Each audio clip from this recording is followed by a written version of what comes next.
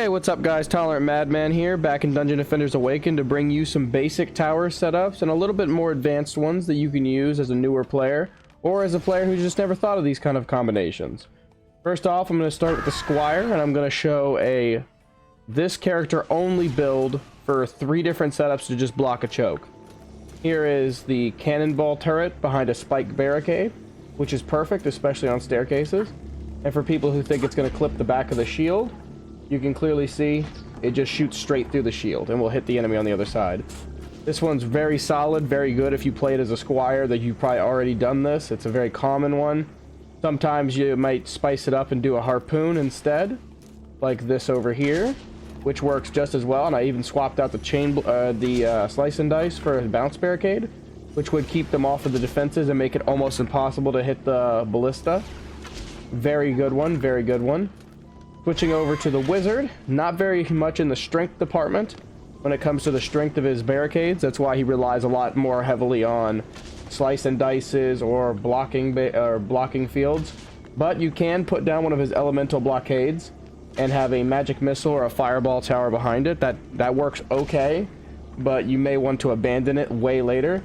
And one of his most powerful have to be the deadly strike towers, which can be used in conjunction with his elemental blockades to form small incremental, if I can place, small incremental blockades that the enemy has to break through, all while this tower has line of sight on all of them.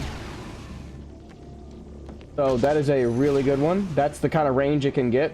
It's actually hitting all the way up there. So you can use these as almost buffers especially on chokes that have really powerful enemies and few numbers coming. Or as I use these a lot of the times to stop wyverns. I'll have it just posted up watching a choke and a wyvern flying route, and it'll snipe the wyverns right out of the air. Moving on to the monk. The monk doesn't do well on his own. He needs to synergize.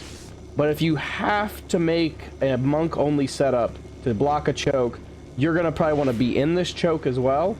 But mixing his snare with any of his damage dealing ones, I chose the electric one, but you could choose the enrage or the strength drain. Any of those will be able to do a moderate amount of damage, especially if you have a lot into power. But he does much better synergizing with other heroes. Moving on to the, I'm just going to use the EVA, but I'm going to walk up to a Huntress only setup. Huntress only setups are also difficult because she doesn't synergize. She needs to synergize with somebody. She does not work well on her own.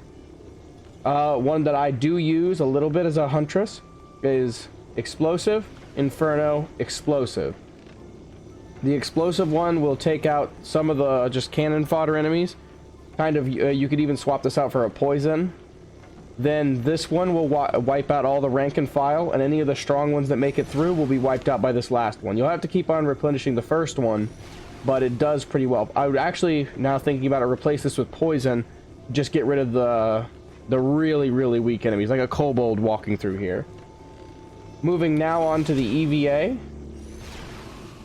You can do stuff like this. She also works well synergizing with others. The only people who can really stand on their own merit is the Squire.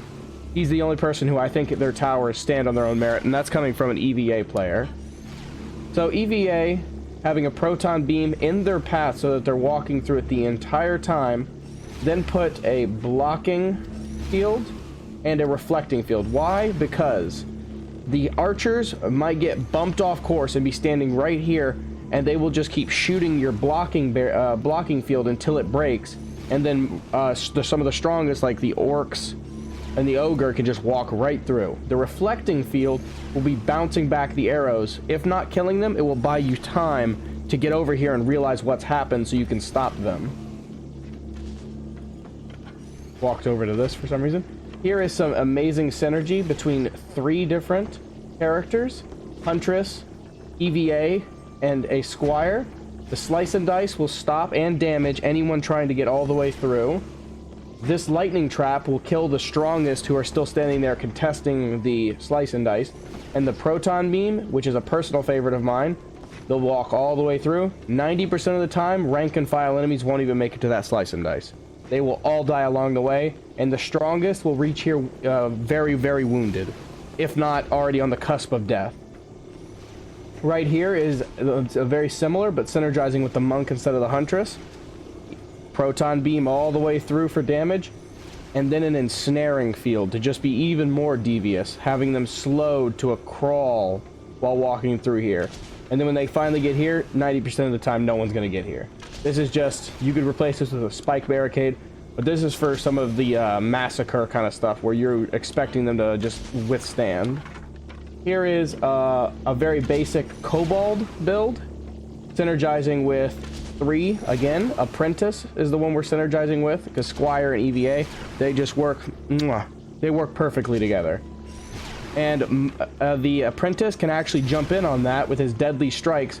This reaches all the way down to like here. This will shoot people off the blocking field easily.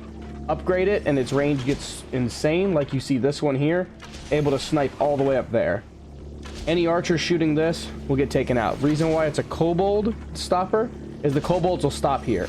They'll explode, they won't damage the slice and dice very much, and they won't get any of their spill damage, their splash damage all the way back there on the deadly strike, which is why I don't mod my apprentice to have much fortify. I mod him only for power, which is why it does so much damage, because I keep them in nice squared away little spots to just do immense amounts of DPS. Then here is a far more basic version, not having any EVA stuff.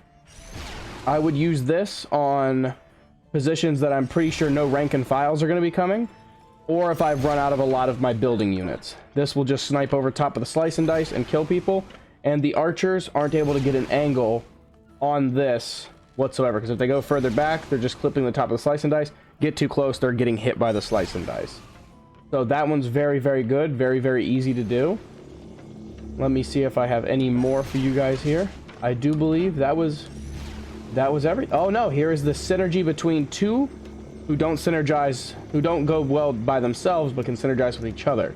And that is the monk and the huntress.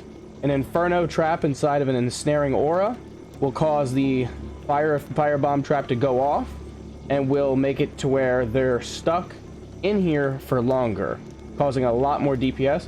And actually, if you want to get even more devious with it, you could do this as well.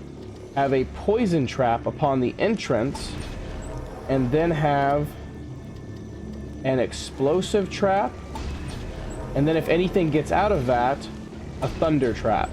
You've now blocked off a choke with 2 characters that people would never have expected you to block off the choke with. As somebody would look over here expecting to see a slice and dice, a spike barricade, a blocking field, or at least an elemental barricade, but no. 4 huntress traps and an ensnaring aura. And this will take out quite a bit of stuff. But I hope that you enjoyed the video. I'm going to try to do very character specific videos very soon, starting with EVA, because she is the one I have the most experience on. But I will then play with some of the other characters and see how they are. Talk about them as an attack hero and as a building hero, because as you can see, I obviously do the building for my team, which is why I have all these different setups that you can utilize. But if you liked the video, make sure you like and subscribe, and come back for more content. I hope you have a great day.